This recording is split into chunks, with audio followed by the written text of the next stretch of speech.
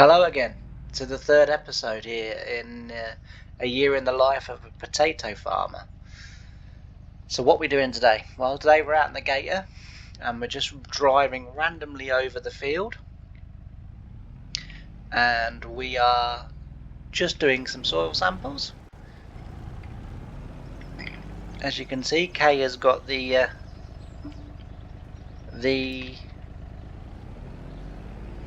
drone behind us again. We're just driving literally random all over the field, just taking samples, and then once we've done that, obviously we send them off to the laboratory and they will analyze the soils, and that will tell us, if there's any deficiencies in the ground. It will tell us if there is any sort of foot and mouth in the ground. Obviously that's very important to know that, because God forbid, should these potatoes fail, we don't want to be sort of sending them off to the sheep or whatever to eat, or because we're obviously going to transfer foot and mouth to them from there. We've never in the history of the farm sent our potatoes off to the sheep, so the chances of that are fairly tiny. But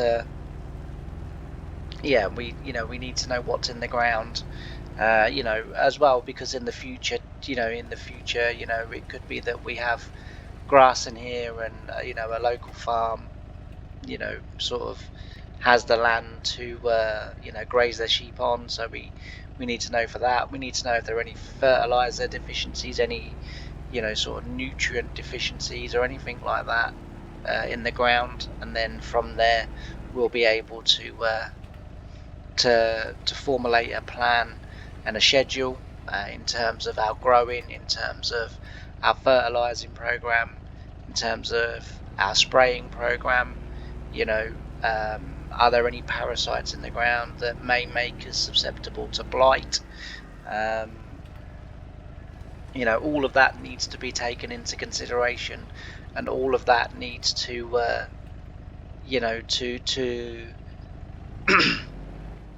to be dealt with if anything like that does come along. So as I say, all we do is we literally just drive randomly over the field. We collect, usually I would say, in and around 10-15 bags of soil, and then just normal food bags. So I can go to my cupboard and just get them out. It's no problem. And yeah, so we take their samples, send them off to the lab. Within sort of 10 to 14 days we'll get the results back, and then we'll know what we're doing. As you can also see as well, we've let the field, so we've finished subsoiling and putting an initial fertilizer base in the field. So that, now that we've sort of kind of put that initial fertilizer base in the field, two sort of things have come from that. One is that we've helped establish all volunteer rape, all the grass weeds, so ryegrass, blackgrass, all of the stuff like that. We've pushed that on, but also as well, when we send these samples off, we already know how much fertilizer we've already put in the ground. So then we'll know how far we're either out or over. Now, if we're over, it's not such a disaster.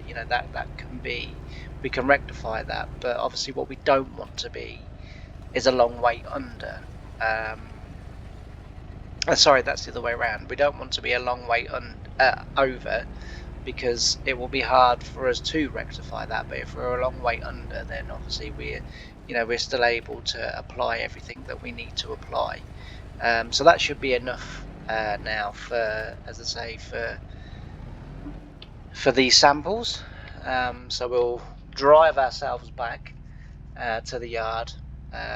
The sort of rest of the farm really has kind of moved on now. They're quite a long way from here now. They're still harvesting. It's a bit more cloudier today, but we're getting on with cultivations as well. So that's another another thing that's getting on with. But I've got I've got two crawlers down here at the moment. So I've got the one with the subsoiler on. We're currently waiting for a new idler wheel on the crawler. So just show you very quickly. Kind of parked it in the long grass. I might be able to see the other one, although it's not the other one. That's no, I've parked it in the long grass, but I'll show you on this one. So the middle idle wheel on the bigger Challenger over there with the subsoiler has basically got a crack in the casing and also in the casing of the bearing, and it's come very, very loose and wobbly, and it obviously means that we're losing drive when we're going down the field. So we're waiting for Vent and Chandler's to come out and fix that. They're on a 5-year warranty, 5-year repair contract, so it's not going to cost us anything, but we're just waiting for them to come down and sort that out. As I say, we've done our samples. We'll now have to wait sort of 10 to 14 days for them to come back, and then we'll be on to drilling. And the drill's down here because we've been drilling some oilseed rape over in that direction over there. But yeah, so we've got a good flush, as I say, of blackgrass now, and you know, voluntary rape, oilseed rape, and voluntary you know, ryegrass and stuff like that, and any other weeds that are occurring. And we've got some wild oats here as well that you can see. Some dock thistles coming through, so all of that's all good.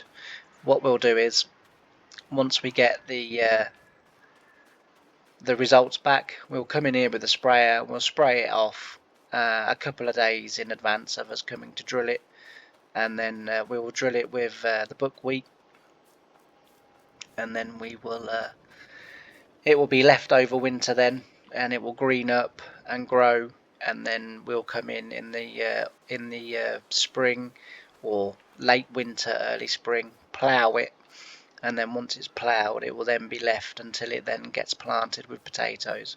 So I'm going to end this little video here, and I will see you in 10 to 14 days when I get the results.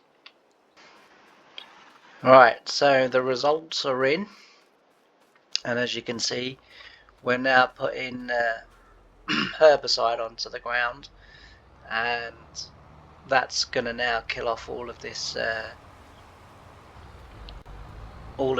voluntary crop and all of the weeds and rubbish that have come through. And as I say, this is the setup that we use. I'm not going to get too close to the drift of that spray, if I'm honest, but as you can see, it's a John Deere 8RX, and then the sprayer, which is an R8007i, 87i, sorry, and that's got, as I say, has got herbicide in it, and we're just killing off the rubbish. So a really strong dose of Roundup. The soil itself came back okay, so the fertilizer that we put in when we subsoiled was good, and it means that at the moment we're on track and where we need to be. So after we get this done, the next job will be to get this drilled. I might just lightly cultivate ahead, or I might just let the drill go in front. I don't want to do too much in the way of travelling on this field. Obviously, you know, compaction with potatoes, and we want the water to be able to get away, you know, should we get a lot of rain, and you know, so therefore running on the field is not going to help. So the sprayer itself is 28 meters wide. It's got the new John Deere spot spray technology on it, so those little things that you can see sticking up are cameras, and every time they see a weed, they just squirt a jet of spray on. I mean, it's quite a constant flow in this field, because we really have let this field green up, but you know, that was our aim. That was what we were looking to do. So yeah, as I say, we'll get this on here, and hopefully in the next 3 or 4 days we will be in this field drilling. So just in case you wondered, with the tractor and trailer there, we're currently maize harvesting at the moment. So we don't have no cattle ourselves, but we grow maize and turn it into silage for the BGA and for the power stations, and then they just send their lorries to collect as and when they want, loading from our pits. And as I say, we've got the pit over there being loaded and or filled, I guess. And yeah, so we've got a class. All of our, well, all that is able to be class harvesting equipment is class.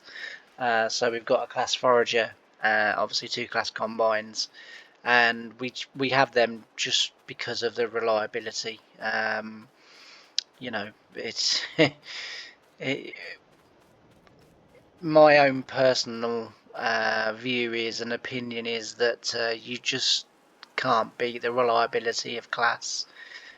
Couple that then with vent tractors, and honestly, you've got the absolute best combination I think you can have in farming. But our sprayer, as I say, is an 8RX tractor, and that is pulling the and basically, the only reason we have that, it's a really good combination that works for us, and that I'm very keen to sort of have working for us, because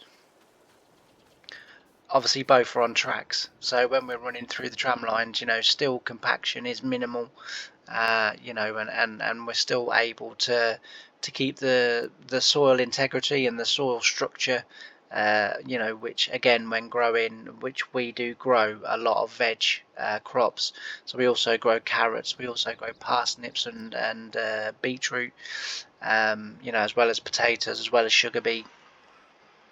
And having the track system with the sprayer and the fertilizer, because obviously that there's no point having the tracks on the sprayer and the tractor if you then go through the field with, it's not so much in the autumn but in the spring with the fertilizers, and then you're just creating compaction anyway. I know the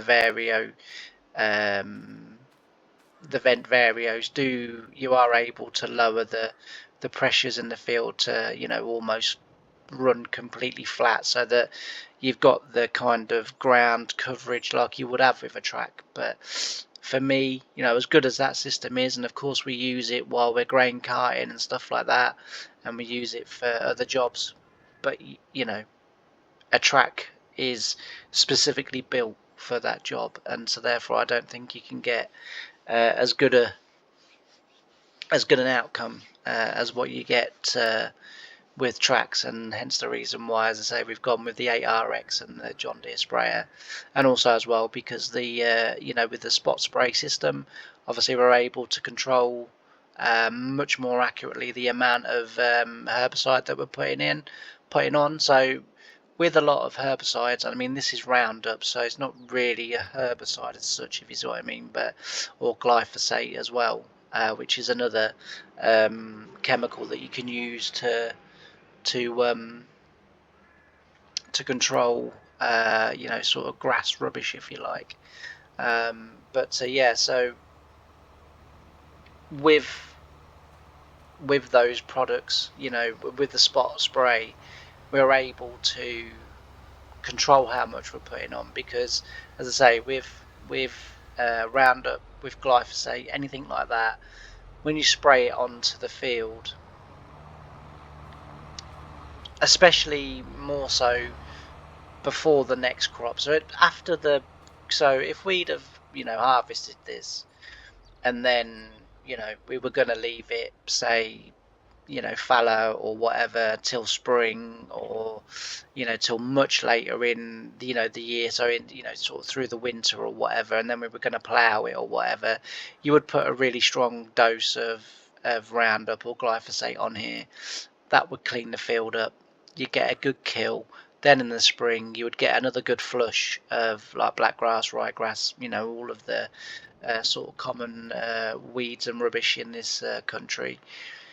You would then absolutely dose it again, and then you would then do your sort of primary cultivations and then your secondary cultivations and then any sort of ploughing or whatever it is that you want to do to the field, and then sow it or plant it or whatever you're going to do. So like for sugar beet, say, then you come through and plant it.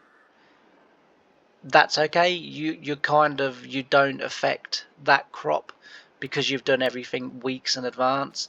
But if we were to come in here with, say, Roundup and say, as a pre-emergent, what you can end up doing is you'll spray the Roundup on, and whilst it won't be a particularly strong dose of Roundup, because you would kill. So a lot of farms I know do it with winter barley. So they'll put the winter barley in, they'll then spray pre-em on it, and what will happen is that spray anywhere from sort of mid to late September into October, whether it's a pre-em or a post-em, will knock that barley and set it back so far. And I've heard some farms and certainly we've experienced it as well, where you can go from a 9.5 to 10 ton a hectare crop suddenly down to 6.5 if you're lucky, sort of ton to the hectare crop. So you can really damage the crop in that early stage, and so we're very, very conscious about what we're putting on, when we're putting it on, how much are we putting on. And the other thing as well is that if we were to, like we're going to do, we've sprayed this now and then we're going to drill it, but if we were going to drill this now with barley, so a lot of that and this would be exacerbated even worse if we were to now get some rain. Now luckily we're not forecast any rain, so the spray is going to sit on top, it's going to be absorbed by the rubbish, and then it's going to go down into the root system, it's going to kill the plant. And that's what we're looking for, and that gives us our good kill that we often talk about in farming. And you'll hear lots of other YouTube farmers saying about a good kill. Well, that's kind of what we mean is that the spray is not washed into the soil, the spray sticks to the leaves of the plants, it then gets absorbed into the root system, and then it kills that off. And then, as I say, you'll then come in within a month and plough it and bury all of that, so that obviously it doesn't get the light of day, and once it doesn't get the light of day, it's not going to grow. So that's what you would do. And as I say, that's what farmers talk about when they talk about a good kill. But yeah, if you was to spray that and then when you get a bit of rain, that would wash it into the soil. Then if you came in, say, 7 days later and drilled this with winter barley, and I'm kind of picking on winter barley more because wheat's not quite susceptible in the same way that winter barley is. So wheat's a little bit more harder, if you like, and it will stand a little bit more. But winter barley is quite a sort of, I'm not going to say fragile crop, but it's a crop that you need to look after, you need to nurture it. Whereas wheat, as I say, is quite a hardy plant, and the variety that we grow, Skyfall, is a really sort of tough variety of milling wheat, and it wouldn't be knocked back quite as much as what the barley would. I mean, you would still affect it and you would still knock it back, but the chances are that the wheat would probably, over the course of the growing year or growing season, or however you want to refer to it as, would probably recover from that and be able to re-bulk back up again, and sort of get its bushel weight and get the tons per hectares again. So certainly, as I say, with spring barley, it's critical that you get it right. Now obviously this is coming potatoes, so, and we're not going to be planting potatoes in here until sort of at the earliest mid-spring, or sort of early to middle spring, depending on the weather, depending on the season, depending on sort of kind of what's gone on leading up to the planting of potatoes. I mean, if we have an autumn like we had last year and then a spring like we had last year, it could be May before we plant the potatoes, in which case, will it be worth it? Probably not. But you know, again, for this year, farmers that managed to get it in, relatively on time, relatively early, they're reporting, really good, strong yields. The potatoes are big. We've had a lot of rain, over, sort of the spring period leading up to, probably about June, July time, when it did dry off a little bit, and we did get a little bit of a sort of drought situation where the ground went very hard, but the potatoes by then had established themselves. They dug themselves down so their rooting system had gone, probably another metre, maybe 2 metres down into the soil, and they were able to keep themselves within the moisture, and so they were able to sort of, feed on them. And of course then the rains came again sort of late August, into sort of early September. Then we had another couple of weeks of sort of dryish weather, and then the rains again have come. So it's helped to keep the potatoes the size they are. But anyone that drilled them, or planted them late, reporting that, and missed those early few rains, are saying that the crop is not bad. It's not the worst they've had, but it's also not competing with the people that managed to get it in early. So that will be what we will be, sort of thinking about, sort of next year with the potatoes. But we're also thinking that with this year's crops, now we've already started drilling barley, we've already started drilling the oats, we've already started to drill some early, sort of wheat on the real heavier land. There's good moisture in there at the moment. Our agronomist is doing his absolute nut, because he just does not want us drilling wheat in sort of mid-September. He wants us to be drilling wheat mid to late October into November. But I agree with him. Years experience and years past, I agree with him with the results and everything. But last year we got hardly any wheat in the optimal time, and our yields have struggled, and sort of represented that, if you like. So this year we're looking, get some in early, then hold off, and then see if we can get some in the optimal time. So, if the theory, would be to drill half early and half sort of, at the point where you should be, and see which does better. If the rains come in the late autumn, the early stuff's going to do really well.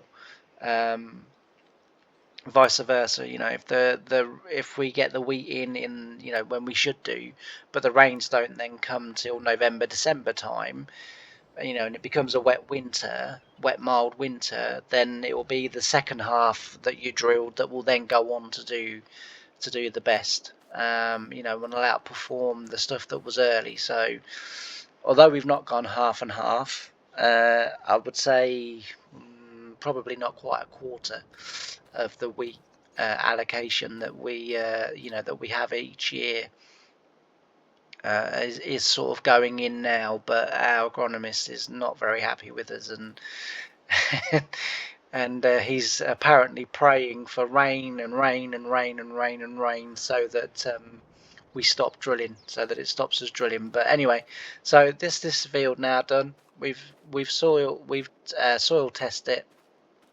What will happen is now another day or two will pass, and then we will get the drilling here, and we will get the buckwheat and everything drilled.